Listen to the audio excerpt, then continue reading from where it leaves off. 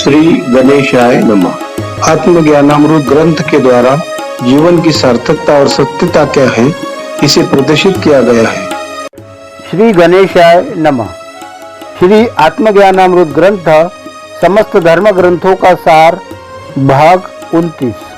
भक्ति के परमोच्च शिखर पर जब तू पहुंच जाएगा, प्रार्थना जब करेगा प्रभु की, ध्यान मग्न हो जाएगा।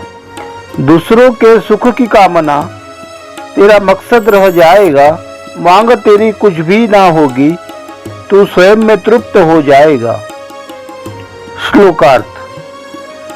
यदि कोई साधक ध्यान भजन साधना करके भक्ति की उच्च स्थिति को प्राप्त होकर ध्यान की तल्लीन अवस्था में पहुंच जाता है, तब उसकी प्रार्थना भगवान के दरबार में कबूल हो जाती है। फिर वह स्वार्थ हित के कार्य को त्याग कर परहितार्थ के कार्य में लग जाता है और अपने आप में तृप्त होकर भगवान से संसार की किसी भी वस्तु की मांग नहीं करता। मन की प्रतिक्रियाओं को दबाने से मन अधिक बौखलाएगा। जिस काम से मन को छुड़ाना चाहो, वह बार बार वही जाएगा। दमन नियंत्रण से भी तू मन को नियंत्रित नहीं कर पाएगा।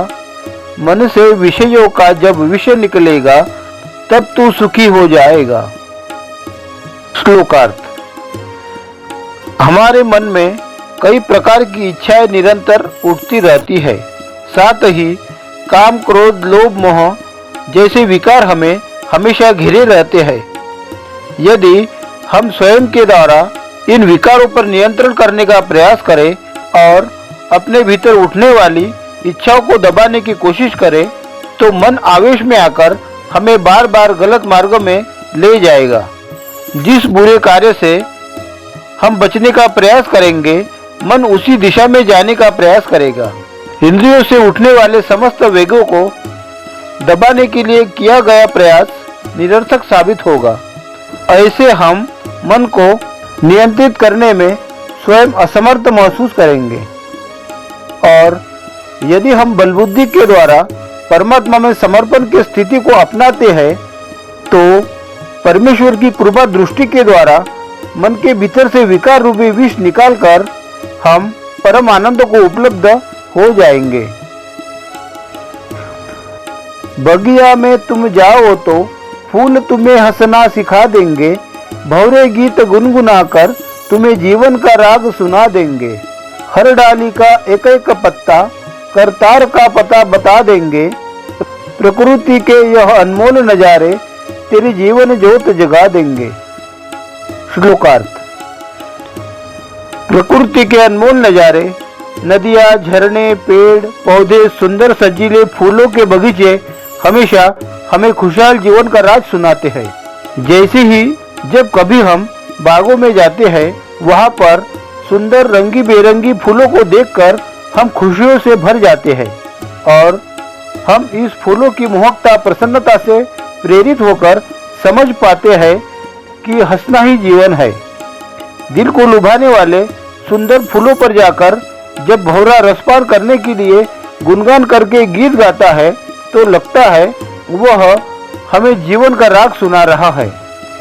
बागों में लगे बड़े बड़े वृक्ष, उसके पत्ते और डाली को देखकर लगता है कि जिस परमात्मा ने इतना नक्शी काम करके इन सुंदर वृक्षों की रचना की है, वह कुशल कारागिर का पता हर डाली से मिल जाता है।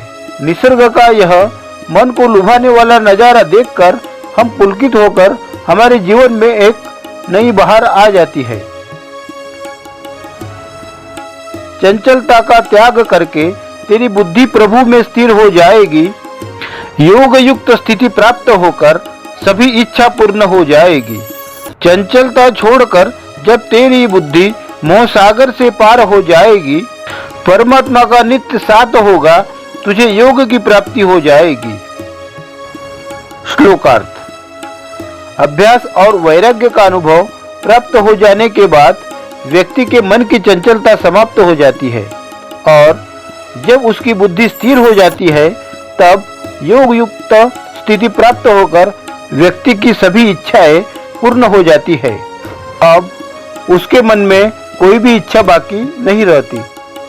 फिर वह लोभ, मोह, लालसा की सीमाओं से पार चला जाता है।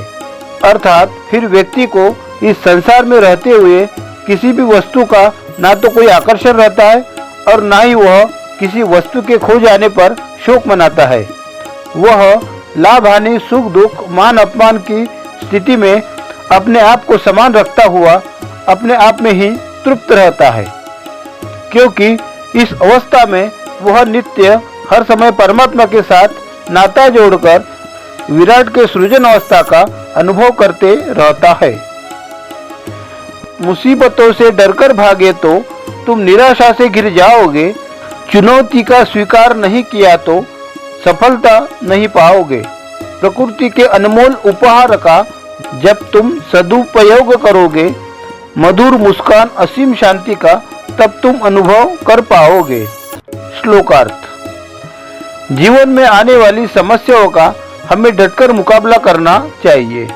यदि हम परेशानियों से डरकर वहां से भाग गए तो मुसीबतें और बढ़ जाएगी। गहरी निराशा के अंधकार में हमारा अस्तित्व खो जाएगा।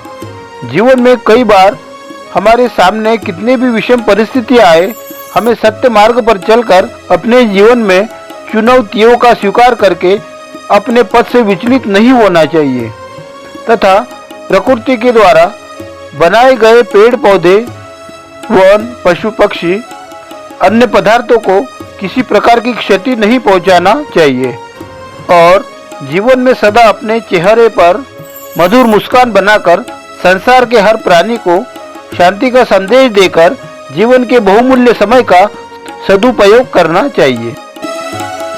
परमात्मा की सृजन अवस्था का अनुभव प्राप्त करने के लिए आप सभी महानुभावों से विनम्र निवेदन है कि इस वीडियो को अधिक से अधिक लाइक और शेयर करें। धन्यवाद।